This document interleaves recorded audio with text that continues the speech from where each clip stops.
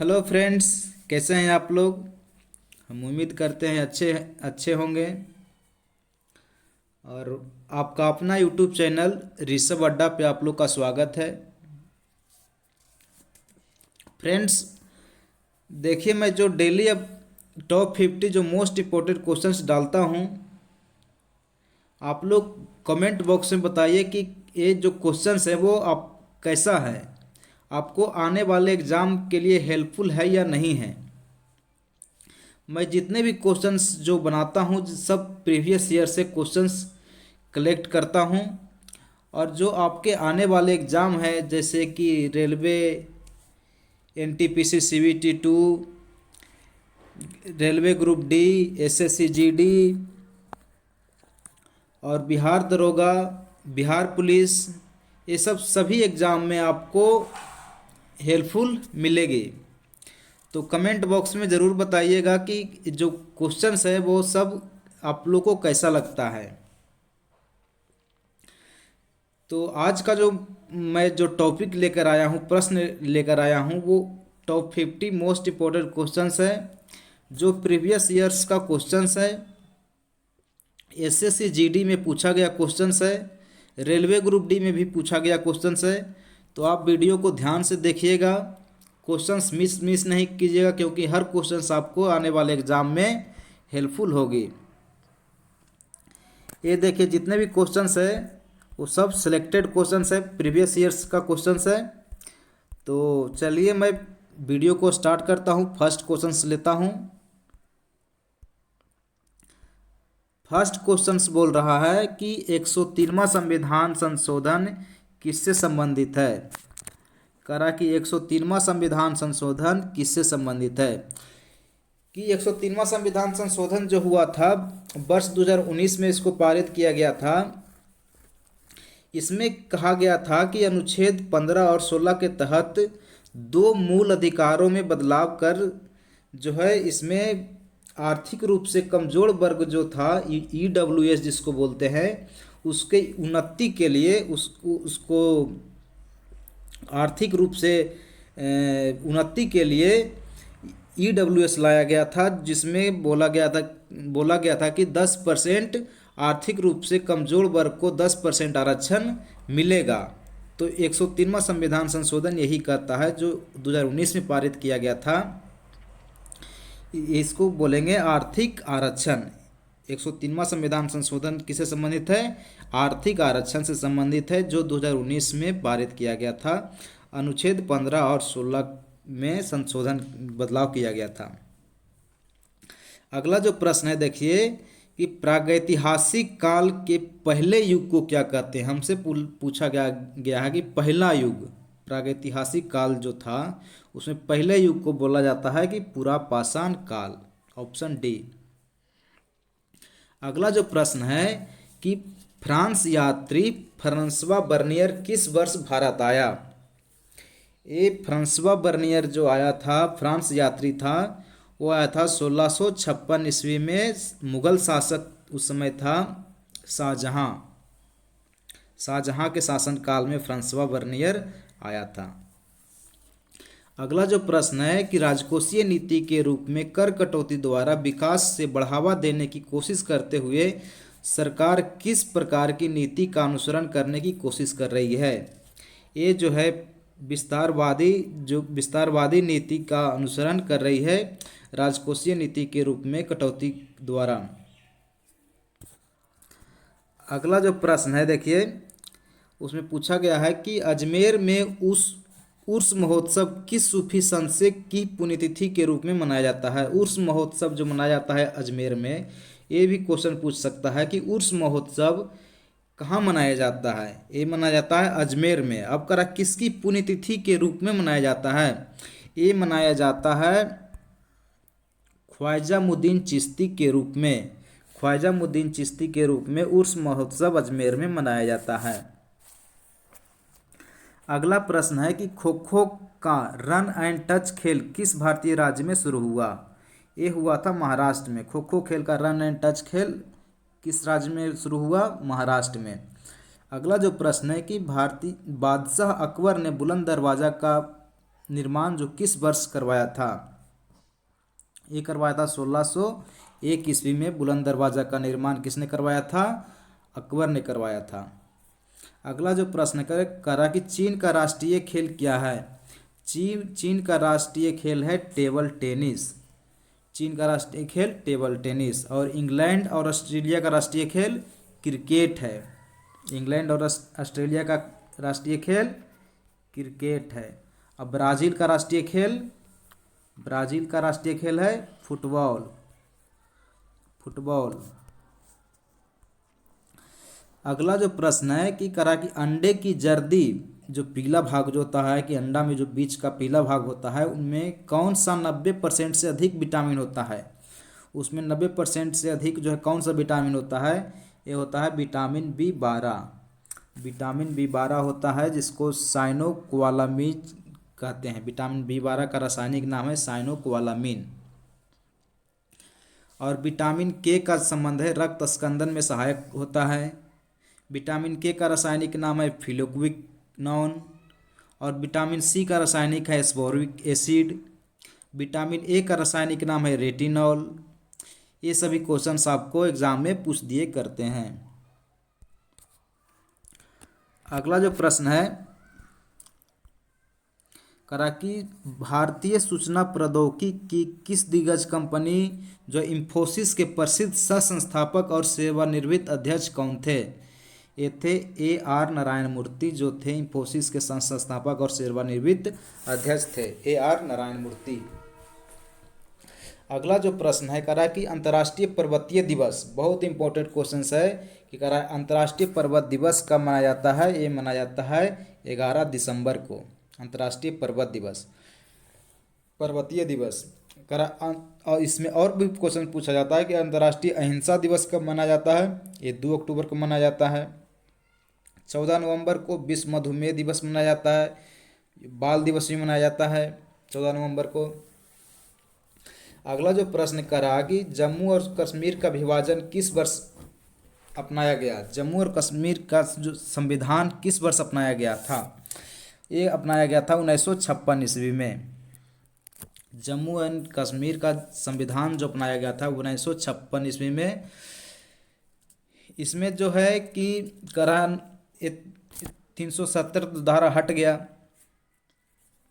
और अनुच्छेद 35A जो है जम्मू कश्मीर राज्य को विशेष उपबंध प्रदान करता है। जम्मू कश्मीर राज्य को जो विशेष उपबंध प्रदान करता है अनुच्छेद 35A के तहत।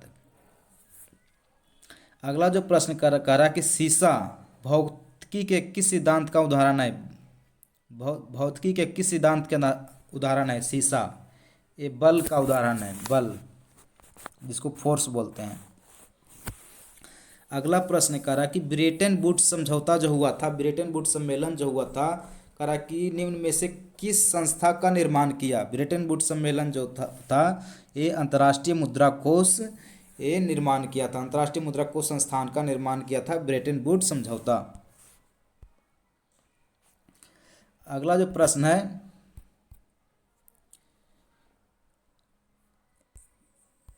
कि निम्नलिखित में से कौन सी छूत की बीमारी है? जो बोलते हैं छुआछूत की बीमारी है, वही पूछ रहा है कि ये है क्षय रोग, टीबी जिसको बोलते हैं। टीबी जो रोग होता है माइक्रोबैक्टीरियम ट्यूबरक्लोसिस नामक जीवाणु द्वारा होता है।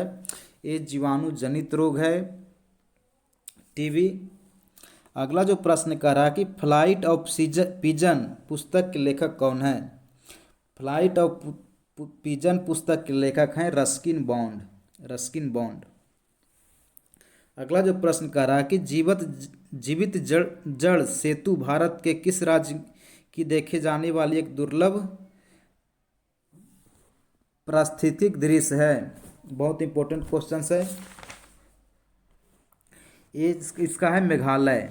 इसका आंसर है मेघालय जो है जीवित जड़ सेतु भारत के किस राज्य में देखे जाने वाले दुर्लभ पारिस्थितिक दृश्य है? ये जो मेघालय में देखे जाने वाली दुर्लभ दृश्य है। अगला जो प्रश्न कर रहा है कि भारतीय खाद्य निगम FCI जो है फूड कॉरपोरेशन ऑफ इंडिया के माध्यम से भारत सरकार द्वारा किसानों से खरीदी गई खाद्यान्न के भंडार को क्या कहते हैं? ये बोला जाता है बफर स्टॉक। बफर स्टॉक जो है किसानों से खरीदे गए खाद्यान्न के भंडार को क्या कहा जाते हैं? Buffer stock. अगला प्रश्न कह रहा कि निम्नलिखित में से कौन सा यूरोप की सबसे लंबी नदी है? यूरोप की सबसे लंबी नदी वोल्गा नदी है। अगला प्रश्न कह रहा कि विश्व जनसंख्या दिवस कब मनाया जाता है? 11 जुलाई को विश्व जनसंख्या दिवस मनाया जाता है। अगला प्रश्न है, देखिए निम्नलिखित में से किसे राजीव गांधी राष्ट्रीय सद्भावना पुरस्कार 2018 से सम्मानित किया गया है? राजीव गांधी सद्भावना पुरस्कार 2018 से सम्मानित किया गया है। ये किया गया गोपाल कृष्ण गांधी को। गोपाल कृष्ण गांधी राष्ट्रीय सद्भावना पुरस्कार से सम्मानित किया गया है। अगला प्रश्न, लोकप्रिय कुणबी नृत्य पूछा गया है, किस भारतीय राज्य से संबंधित है? कुणबी नृत्य जो संबंधित है, ये संबंधित है गोवा से। अगला प्रश्न है कि निम्नलिखित में से किस राष्ट्र के संविधान से प्रेरित होकर भारत ने अपने संविधान में नीति निर्देशक सिद्धांतों की विशेषता जोड़ती है? निर्देशक सिद्धांतों जो है आयरलैंड के संविधान से लिया गया है। और इसी में पूछा जाता है कि मौलिक अधिकार किस देश के संविधान से लिया गया है? यूएसए के संविधान से लिया गया है। राष्ट्रपति पर महाभियोग की प्रक्रिया भी यूएसए के संविधान से लिया गया है। सर्वोच्च न्यायालय भी यूएसए के संविधान से लिया गया है। आपातकालीन प्रावधान जो है जर्मनी के संविधान से लिया गया है। अब देखिए दूसरा सेट का पहला क्वेश्चन, एक सेट तो आपको खत्म हो गया, अब दूसरा सेट स्टार्ट करते हैं। इसका कह रहा कि भारत में वैष्णववाद की वृद्धि का प्रमाण हेलियोडोरस स्तंभ किस भारतीय शहर में स्थित है? हेलियोडोरस स्तंभ जो है वे विदिशा शहर में स्थित है, ऑप्शन डी। जो वैष्णववाद की वृद्धि का प्रमाण है हेलियोडोरस स्तंभ विदिशा में है। अगला जो प्रश्न कह रहा कि औद्योगिक संस्थानों में भार उठाने के लिए जिस हाइड्रोलिक जैक का उपयोग किया जाता है वो भौतिक या किस नियम पर आधारित है? हाइड्रोलिक जो जैक होता है, देखते होंगे कि ट्रक वगैरह में एक ब्रेक लगाया जाता है जो ऑटोमेटिक ऊपर उठ जाता है, वही हाइड्रोलिक ब्रेक उसको बोलते हैं। ये पास्कल के नियम से संबंधित है। अगला जो प्रश्न करा कि हमारी अतड़ी में पाया जाने वाला बैक्टीरिया कौन सा है जो हमें खाना पचाने में मदद करता है? खाना पचाने में जो मदद करने वाला बैक्टीरिया का नाम बताना है। ये लैक्टोबैसिलस एसिडोफिलस। Lactobacillus acidophilus. अगला जो प्रश्न है करा कि महिला विजेताओं को दिया जाने वाला फर्स्ट लेडीज अवार्ड किस मंत्रालय की एक पहल है? महिला विजेताओं को दिया जाने वाला फर्स्ट लेडीज अवार्ड जो है किस मंत्रालय का पहल है? यह है महिला और बाल विकास मंत्रालय। महिला एवं बाल विकास मंत्रालय जो है महिला विजेताओं को दिए जाने वाले फर्स्ट लेडीज अवार्ड है। अगला प्रश्न देखिए 2010 से संबंधित है, ये तो आपको एक एग्जाम में पूछा नहीं जाएगा। अगला प्रश्न लेते हैं कि करा कि बर्फ से ढकी चोटियों वाली एकमात्र पर्वत श्रृंखला कौन सी है? यह है करा कि बर्फ से ढकी चोटियों वाली एकमात्र पर्वत श्रृंखला है, यह है हिमालय। अगला जो प्रश्न है करा कि लॉर्ड कर्जन की निगरानी में बंगाल का विभाजन किस वर्ष हुआ? बंगाल का विभाजन हुआ था लॉर्ड कर्जन के शासनकाल में, वो हुआ था 1905 ईस्वी में।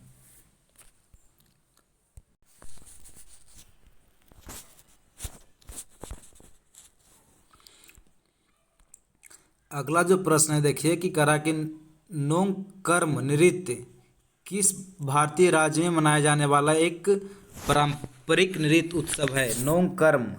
नोंगकर्म जो है नोंगकर्म नृत्य जो है ये मनाया जाता है मेघालय में। नोंगकर्म नृत्य जो है मनाया जाने वाला पारंपरिक नृत्य है, मेघालय का नृत्य है। अगला जो प्रश्न कहता है कि भारतीय संसद में दिवालिया और दिवालियापन संहिता विधेयक किस वर्ष पारित किया गया था। ये पारित किया गया था 2018 ईस्वी में, दिवालिया और दिवालियापन संहिता विधेयक। अगला जो प्रश्न है, ये जो 35 नंबर क्वेश्चन था, बहुत इंपॉर्टेंट क्वेश्चन था।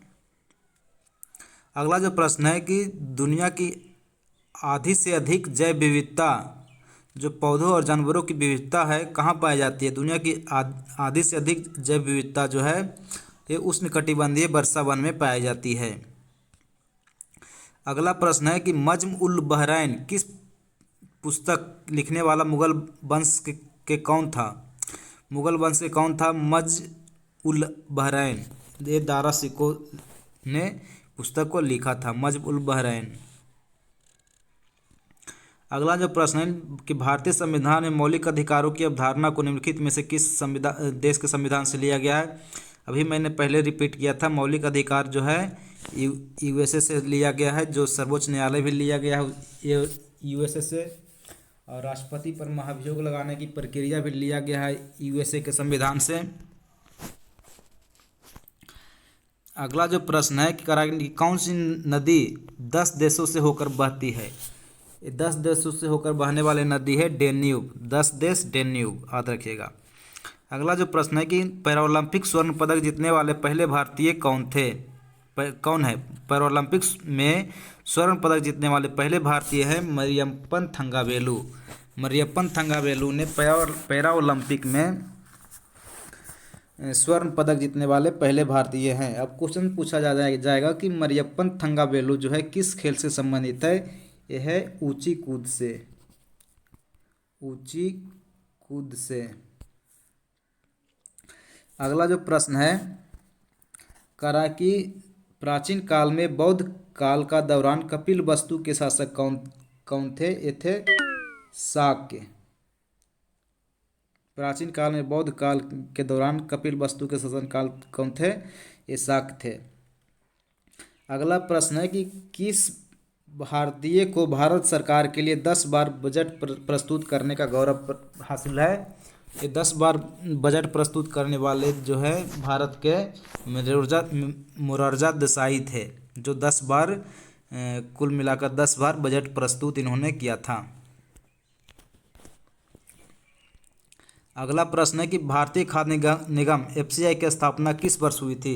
ये हुआ था 1965 ईस्वी में। अगला प्रश्न है कि बागुरुम्बा भारत के किस जनजाति का पारंपरिक नृत्य है। अगला प्रश्न करा कि बारूगुम्बा भारत के किस जनजाति का यह है पारंपरिक नृत्य है। यह है बोडो। अगला प्रश्न करा कि निम्नलिखित में से कौन सा जानवर बिल या मांद में रहता है। जो खरगोश रहता है, बिल और मांद में खरगोश रहता है।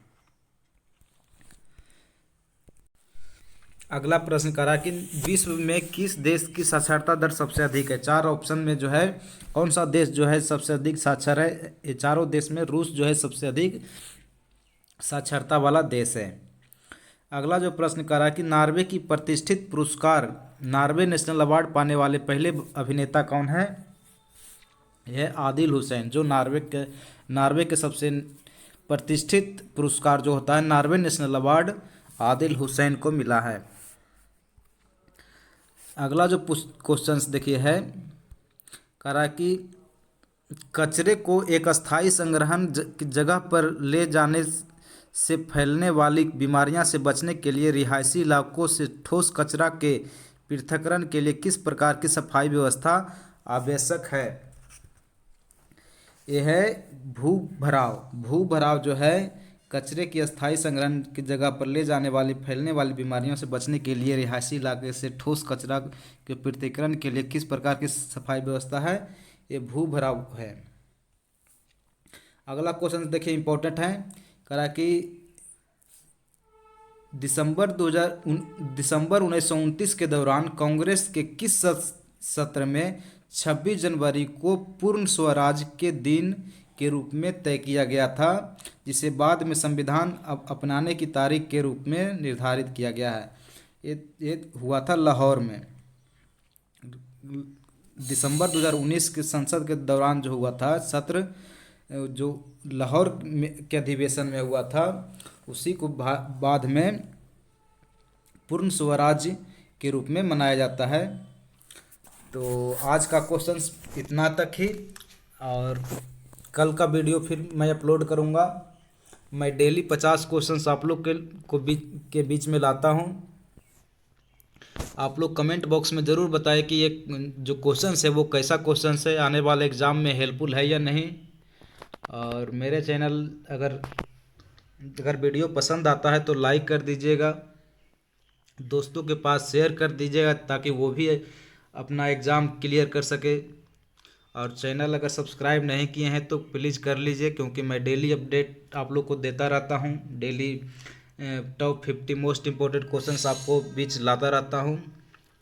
तो चलिए बाय, आज का वीडियो इतना ही तक था। मिलते हैं कल का वीडियो में, तब तक के लिए नमस्कार, जय हिंद।